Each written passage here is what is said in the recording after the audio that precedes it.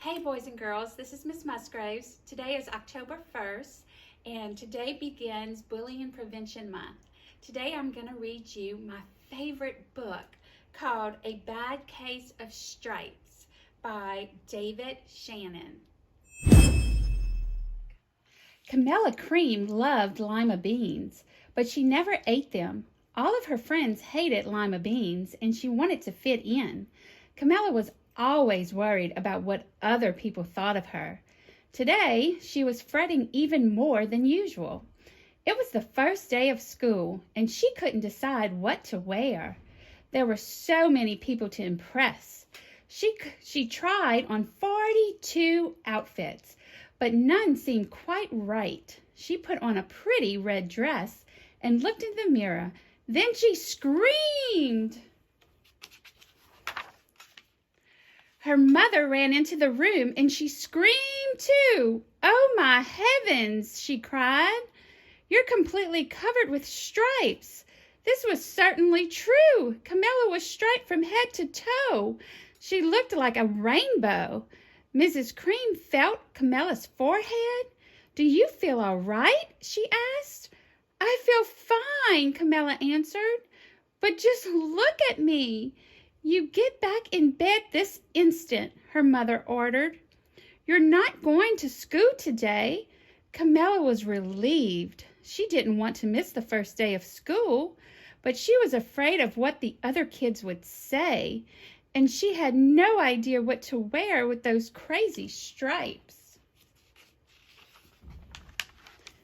That afternoon, Dr. Bumble came to examine Camilla. "Most extraordinary," he exclaimed. "I've never seen anything like it. Are you having any coughing, sneezing, runny nose, aches, pains, chills, hot flashes, dizziness, drowsiness, shortness of breath, or uncontrollable twitching?" "No," Camilla told him. "I feel fine." "Well then," Dr. Bumble said, turning to Mrs. Cream, "I don't see any reason why she shouldn't go to school tomorrow. Here's some ointment that should help clear up those stripes in a few days. If it doesn't, you know where to reach me." And off he went.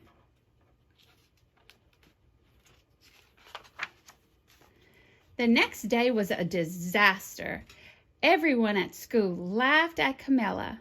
They called her Camilla Crayon, a Night of the Living Lollipop. She tried her best to act as if everything was normal, but when the class said the Pledge of Allegiance, her stripe turned red, white, and blue, and she broke out in stars. The other kids thought this was great. One yelled out, "Let's see some purple polka dots." Sure enough, Camilla turned out purple polka dotty. Someone else shouted, "Checkerboard," and a pattern of squares covered her skin. Soon everyone was calling out different shapes and colors, and poor Camilla was changing faster than you can change channels on a TV. That night, Mr. Holmes, the school principal, called. "I'm sorry, Mrs. Cream," he said. "I'm going to have to ask you to keep Camilla home from school. She's just too much of a distraction. And I've been getting calls from other parents. They're afraid those stripes might be contagious." Camilla was so embarrassed. She couldn't believe that 2 days ago everyone liked her. Now, nobody wanted to be in the same room with her. Her father tried to make her feel better. "Is there anything I can get you, sweetheart?" he asked. "No, thank you," sighed Camilla. What she really wanted was a nice plate of lima beans, but she had been laughed at enough for one day. Well, yes, I see," Dr. Bumble mumbled when Mr. Cream phoned the next day. "I think I'd better bring in the specialist. We'll be right over." About an hour later, Dr. Bumble arrived with 4 people in long white coats. He introduced them to the Creams. "This is Dr. Group, Dr. Sponge, Dr. Cricket, and Dr. Young." Then the specialist went to work on Camilla. They squeezed and jabbed, tapped and tested. It was very uncomfortable. "Well, it's not the mumps," concluded Dr. Grope. "Or the measles," said Dr. Sponge. "Definitely not the chicken pox," put in Dr. Cricket. "Or sunburn," said Dr. Young. "Try these," said the specialist. They each handed her a bottle filled with different colored pills. "Take one of each before bed," said Dr. Grope. Then they filled out the front door, followed by Dr. Bumble. That night, Camilla took her medicine. It was awful. When she woke up the next morning, she did feel different. But when she got dressed, her clothes didn't fit right. She looked in the mirror, and there, staring back at her, was a giant multicolored pill with her face on it. Dr. Bumble rushed over as soon as Mrs. Cream called, but this time instead of the specialists, he brought the experts. Dr. Gerd and Mr. Mellon were the finest scientific minds in the land. Once again, Camilla was poked and prodded, looked at and listened to. The experts wrote down lots of numbers. Then they huddled together and whispered. Dr. Gerd finally spoke.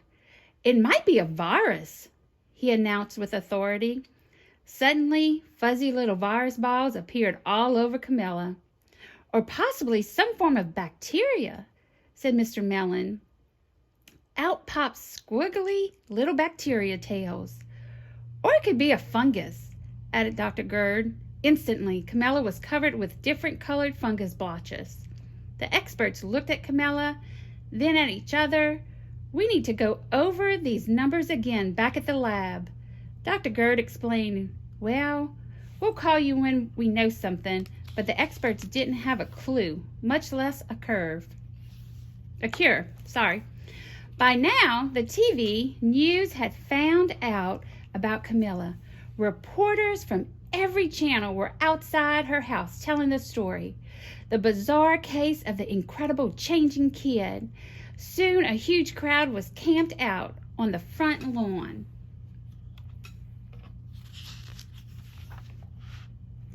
The Creams were swamped with all kinds of remedies from psychologists, allergists, herbalists, nutritionists, psychics, an old medicine man, a guru, and even a veterinarian.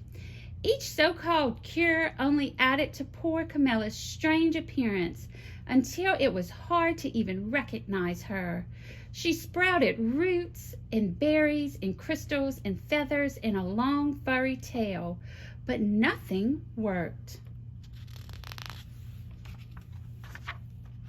One day, a woman who called herself an environmental therapist claimed she could cure Camilla.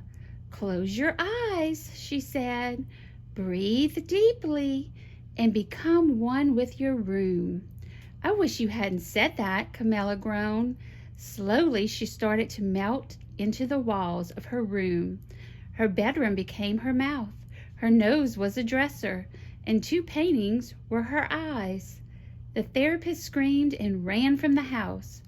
"What are we going to do?" cried Mrs. Cream.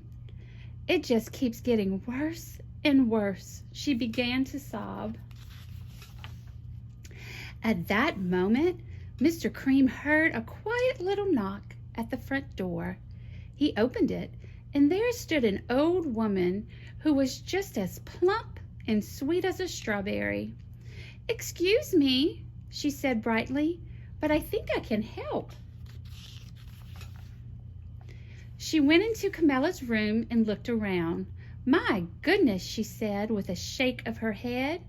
"What we have here is a bad case of stripes, one of the worst I've ever seen." She pulled a container of small green beans from her bag. "Here," she said, "these might do the trick." "Are those magic beans?" asked Mrs. Cream. "Oh my, no," replied the kind old woman. "There's no such thing. These are just plain old lima beans. I bet you'd like some, wouldn't you?" she asked Camilla. Camilla wanted a big heaping plateful of lima beans. more than just anything. But she was still afraid to admit it. Yuck, she said. No one likes lima beans, especially me. Oh dear, the old woman said sadly. I guess I was wrong about you. She put the beans back in her bag and started toward the door. Camilla watched the old woman walk away. Those beans would taste so good, and being laughed at for eating them was nothing compared to what she's been going through. She finally couldn't stand it. Wait, she cried. The truth is, I really love lima beans. I thought so, the old woman said with a smile. She took a handful of beans and popped them into Camilla's mouth. Mmm, said Camilla. Suddenly the branches, feathers, and squiggly tail began to disappear. Then the whole room swirled around. When it stopped, there stood Camilla, and everything was back to normal. I'm cured, she shouted. Yes, said the old woman. I knew the real you was in there somewhere. She patted Camilla on the head. Then she went outside and vanished into the crowd. Afterward, Camilla wasn't quite the same. Some of the kids at school said she was weird, but she didn't care a bit. She ate all of the lima beans she wanted, and she never had even a touch of stripes again.